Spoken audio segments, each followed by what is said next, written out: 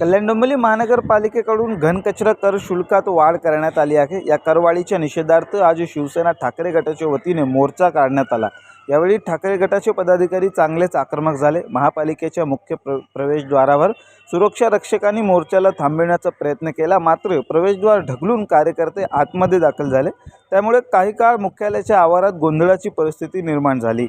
तसेच कार्यकर्त्यांनी करवाढीवरून महापालिकेच्या विरोधात जोरदार घोषणाबाजी केली। आंदोलनाच्या शिष्टमंडळाने महापालिका आयुक्त अभिनव गोयल यांची भेट घेत वाढीव कर रद्द करण्याची मागणी केली आहे। यावेळी ठाकरे गटाचे उपनेते विजय उर्फ बंड्या साळवी, गुरुनाथ खोत, अल्ताफबाई शेख, जिल्हा प्रमुख दीपेश म्हात्रे, धनंजय बोडारे, शहर प्रमुख शरद पाटील, बाळा परब, वैशाली दरेकर, विधानसभा सहसंघटक रुपेश भोईर यांच्यासह मोठ्या संख्येने कार्यकर्ते उपस्थित होते। शिवसेना उद्धव बाळासाहेब ठाकरे पक्षाच्या सर्व नेत्यांनी आज इथे मोर्चाचं आयोजन केलं होतं।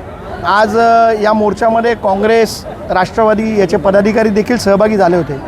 कल्याण डोंबिवली महानगरपालिकेत जी लोकांची अन्यायकारक करवाढ झालेली आहे, त्या करवाढी विरोधात शिवसेना उद्धव बाळासाहेब ठाकरे या पक्षातर्फे एक आंदोलन करण्यात आलं। आयुक्तांना निवेदन देखील देण्यात आलं।